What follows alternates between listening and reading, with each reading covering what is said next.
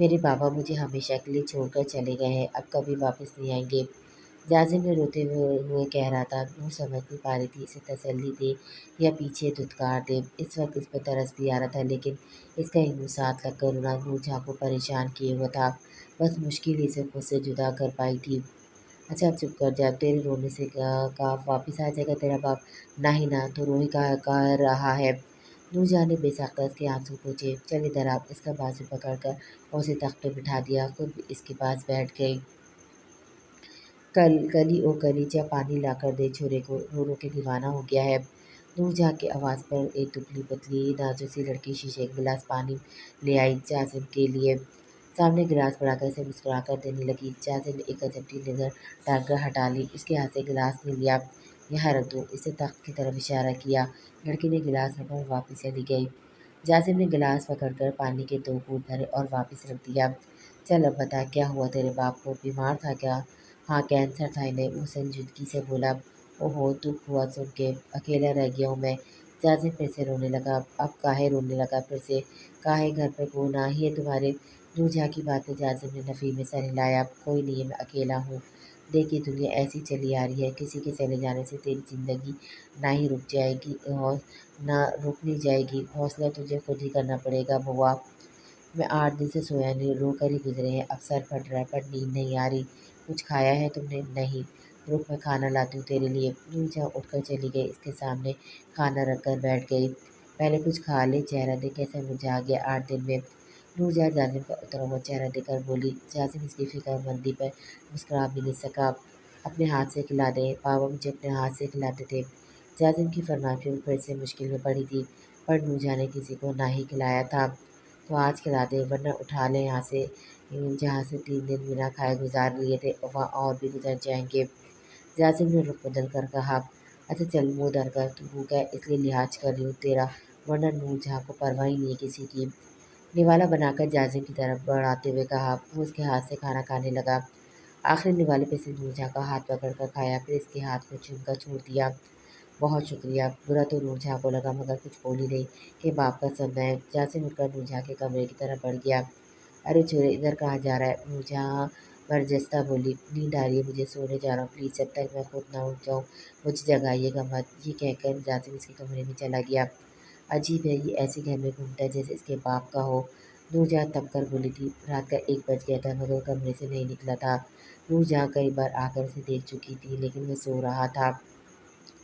نور جہاں نے سوچا اسے جگا دے، لیکن جیسے ہی ہاتھ اس کی پیشانی پہ لگا وہ بخار سے تپ رہا تھا۔ نور جہاں پریشان ہوئی تھی، پہلے تو باہر جا کر تخت پر بیٹھ گئی، گھاؤ تکیہ درست کیے وہیں لیٹ گئی، مگر نیند نہیں آ رہی تھی۔ جازم کا ماتھا تیز بخار سے تپ رہا تھا۔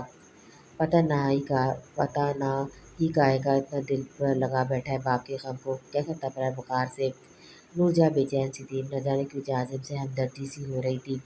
اپنی کیفیت سمجھ نہیں پا رہی تھی، دوبارہ سے اٹھ کر بیٹھ گئی۔ دوبارہ کمرے میں جا کر دیکھا تو وہ اب بھی بخار میں بے سدھ سو رہا تھا۔ پھر پانی کا باؤل لا کر رومال سے اس کے سر میں پانی کی پٹیاں کرنے لگی تاکہ بخار کا کچھ زور ٹوٹے۔ رات دیر تک اس کے سرانے ہی بیٹھی رہی۔ بابا میرے سر میں درد ہے، جازم بخار میں بڑبڑا رہا تھا، اس کا سر دکھ رہا تھا شاید۔ نور جہاں نے پٹی ماتھے سے ہٹائی تو بخار کچھ کم تھا۔ اس کا سر دبانے لگی، پوری رات اس کے پاس بیٹھی اس کا خیال رکھتی رہی۔ کون سا جذبہ تھا، دل کیوں اس کی طرف کھینچنے لگا تھا، یہ بات اس سے بھی سمجھ نہیں آ رہی تھی، لیکن اپنے قدم اس کی جانب بڑھنے سے روک نہ پائی تھی۔ اس کی بچگانہ حرکتوں پر اس کے سامنے جتنا غصہ آتا تھا، تنہائی میں وہی باتیں یاد آتی تو چہرے پر مسکان سی آ جاتی تھی۔ اس کی محبت الگ تھی، چھوٹے بچوں جیسی، بڑا احترام سا تھا اس کے لہجے میں، اس کی آنکھوں میں۔ وہ اسے آپ کہتا تھا، بے باکی بھرے جملے نہیں بولتا تھا، اس کے ہاتھوں کو بڑی عقیدت سے ہونٹوں پر لگاتا تھا، جیسے وہ کسی بڑے مرتبے میں فائز ہو۔ دن چڑھنے لگا تھا، سورج کی روشنی سیدھی جازم کی آنکھوں پہ پڑی تھی، کھڑکی سے پردے ہٹے ہوئے تھے، وہ آنکھوں کو مینچ رہا تھا۔ اس سے پہلے کہ اس کی آنکھ کھلتی تو نور جہاں نے اٹھ کر پردے برابر کر دیے، لیکن وہ اٹھ چکا تھا جب وہ واپس آ کر بیٹھی۔ جازم نے آنکھیں کھول کر اسے دیکھا۔ بہت شکریہ، جازم نے ذرا سا مسکرا کر کہا۔ کاہے کا؟ مجھ سے محبت کرنے کا؟ یہ کس نے کہہ دیا تجھ سے؟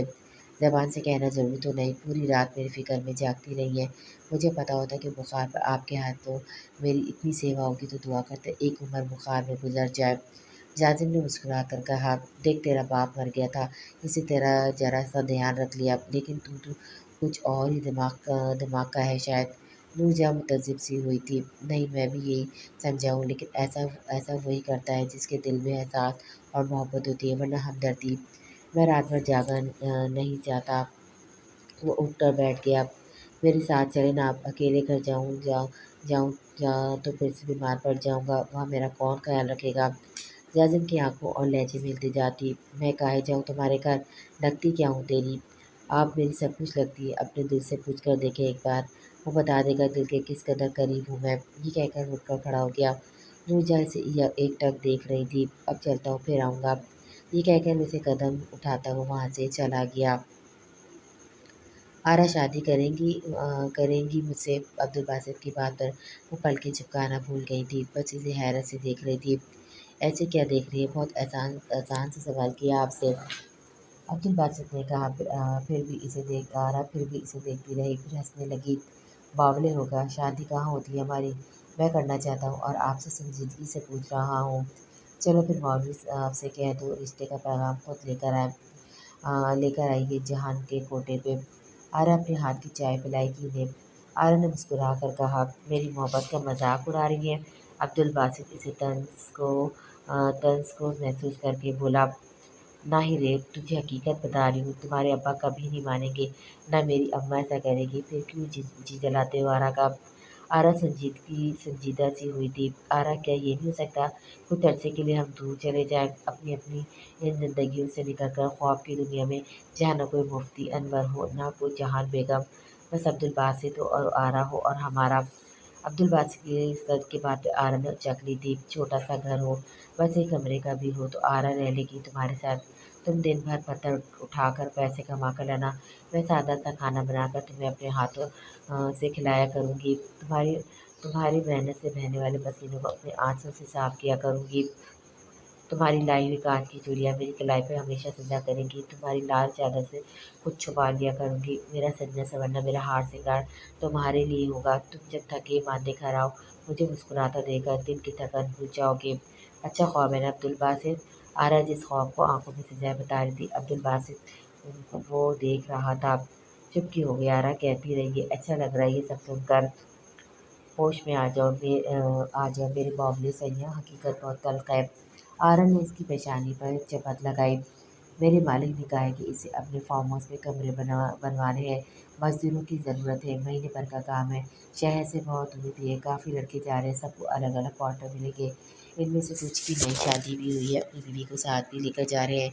मालिक को कोई एतराज़ नहीं है। आरा, बस एक महीना मेरे नाम कर दो, सारे ख्वाब बस एक महीने के लिए सर्च कर दो, और कभी कुछ नहीं मांगूंगा तुमसे। क्या जहान बेगम तुम्हें तुम्हारी ज़िंदगी में से एक महीना नहीं दे सकती? मैं भी एक महीने के लिए भूल जाऊंगा कि किसी मौलवी का बेटा हूँ। बस आरा और अब्दुल बासित होंगे, बगैर किसी हवाले और पहचान के। अब्दुल बासित की आंखों में नमी थी और लहजे में इल्तिजा। कब अब अब्दुल बासित की आंखों में आने वाली नमी आरा की आंखों से बहने लगी। आरा को खबर ही नहीं हुई थी। मेरे पास पैसे नहीं है आरा, जहान बेगम को देने के लिए। मैं छोटा दरासा आपको नहीं दे सकता। तुम अपने को हाँ कर दो, जहान बेगम से बात मैं कर लूँगी, लेकिन निकाह यहीं से करवा कर तुम्हारे साथ जाऊँ। चलो, ये भी ज़िंदगी का एक अलग रंग होगा जो आरा तुम्हारी पाकीज़ा आंखों से देखेगी। आरा के आंसू बह रहे थे, पर चेहरे पर मुस्कान थी। वो मान जाएगी? अब्दुल बासित को जहान बेगम की लालच का अंदाज़ा था। आरा 100 जूते खाकर भी मना लेगी। तुमसे ज़बान की है, मैं मुकरूँगी नहीं। ठीक है, मैं अब जुम्मे को निकाह ख्वाह के साथ आऊँगा आपको अपने साथ ले जाने के लिए। ये कहकर अब्दुल बासित चला गया। आरा के लिए एक नया इम्तिहान था जहान बेगम को मनाना। सुबह दरवाजे की दस्तक पे तानिया की आंख खुली थी। देखा तो वो ज़मीन पर लेटी हुई थी। उठकर फ़ौरन से बैठ गई। रात की हर बात कमरा देखते याद आने लगी। जल्दी से साइड पे रखा दुपट्टा खुद पर अच्छी तरह से उड़ा, फिर खड़ी होकर दरवाजे के पास से कुर्सियाँ हटाई, फिर दरवाजे करीब होकर बोली, कौन? अब भी घबराई हुई थी। ताने, दरवाज़ा खोले, मैं हूँ। मैं कौन? बेख्तियारी तानिया के मुँह से फिसला।